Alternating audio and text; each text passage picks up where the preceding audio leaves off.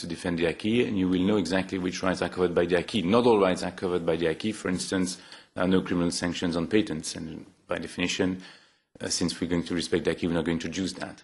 But our acquis covers other rights for other types of measures, border measures, civil sanctions measures, and we intend to follow this structure.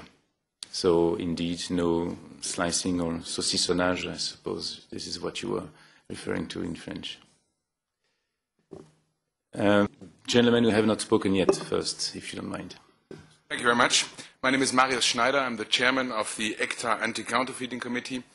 ACTA is the European Communities Trademark Association, and we are representing trademark and design owners all around Europe, as well as their representatives.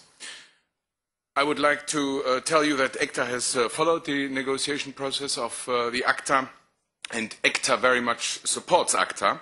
We have always done, and we will continue to do so, because we acknowledge that creativity and innovation are key assets of the European industry. We are looking forward to strong standards for enforcement, and not only for dangerous counterfeiters that are distributed by criminal organizations, but for all counterfeits. And I would like to thank you for organizing this transparency meeting and for inviting us to this meeting. Thank you.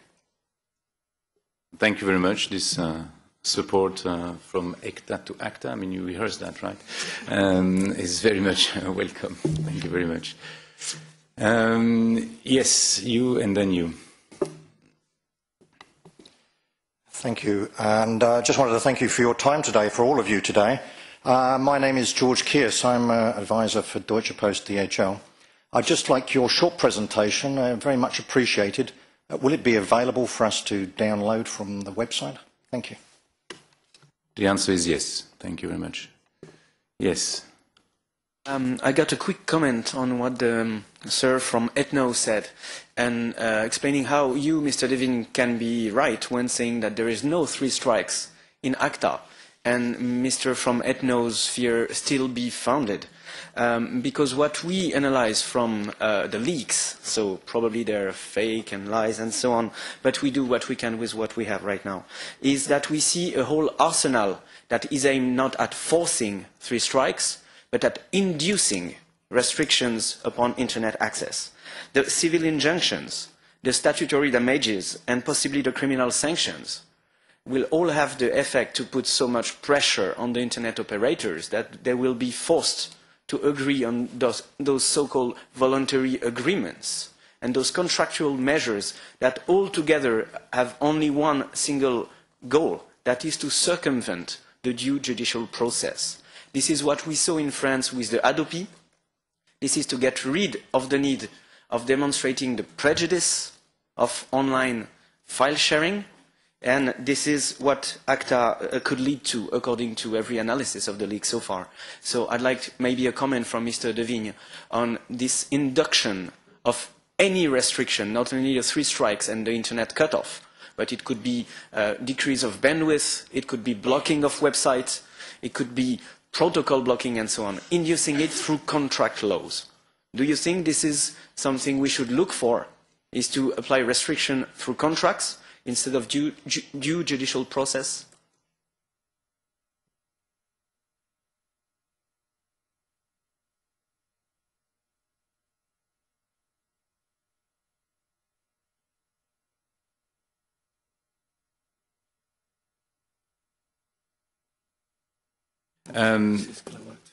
Okay, thanks for this question. Well, first of all, I'm happy that it begins to be understood now that there will be no 3-strike rule, and I suppose that you will change the information you spread accordingly, because you have said everywhere that there is going to be 3-strike rule. I say no. We said that they would be induced, not imposed, all the time.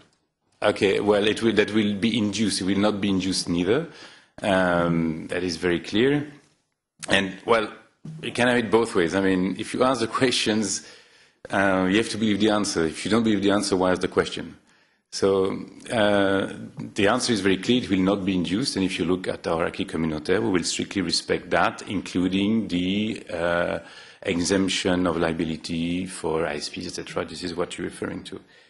As to the statutory damages, as you know, they are extremely limited in Europe in the directive and European directive, and we will strictly stick to that as well.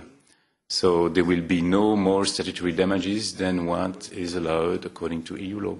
That's only what I can answer. Other questions? Gentlemen? Yes. Magnus Franklin from MLEX. Just a question on procedure. You mentioned this digital online... Excuse me, I didn't understand the organization? MLEX, sorry, I'm a journalist with a news agency in Brussels. On procedure, you mentioned the digital online provisions in this a lot. Have you negotiated this in the previous rounds, or is this something that is yet to be discussed in New Zealand or the future meetings?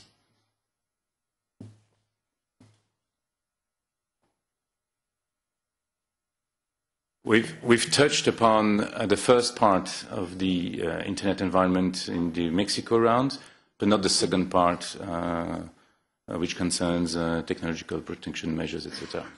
This has not been touched yet. It will be touched in New Zealand.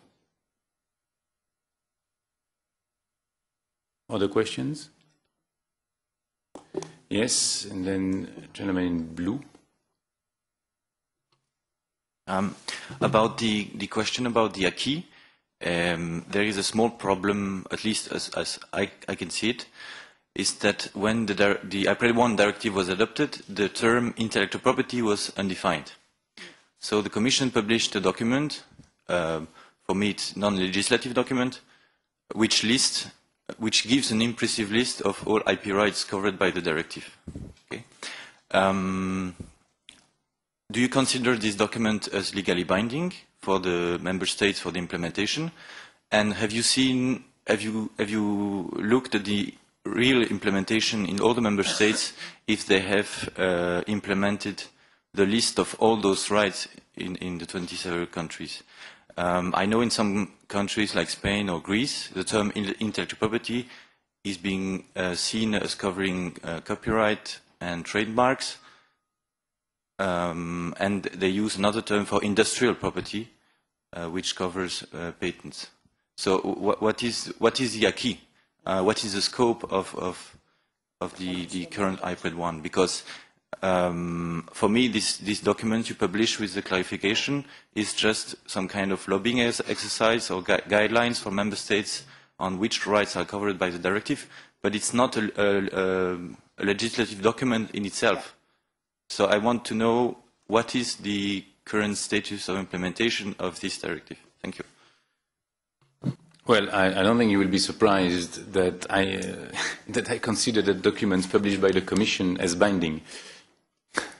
This is the case. The Commission has published a document with a minimum list of rights, of intellectual property rights, which are covered by the directive. I have a copy here in front of me. And so, yes, I do consider that as binding.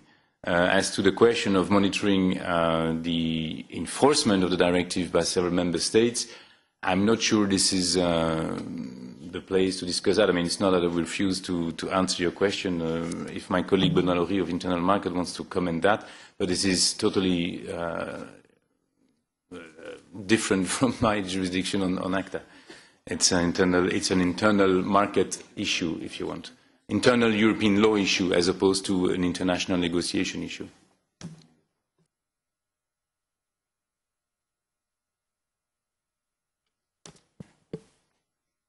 Good morning. My name is Benoît Laurie, then I'm working in Internal Market Directorate. And regarding the state of play of the Enforcement Directive, as you know, all member states have transposed this directive, and the Commission is engaged into the evaluation of this directive. And we expect, the Commission expects to publish the evaluation report probably around summer or after summer. Okay, gentleman in blue. Thank you. My name is Dirk Poot. I'm a blogger from the Netherlands. It is my understanding that the treaty is to be effected as a plurilateral treatment, whereas the European Parliament has expressed that they would encourage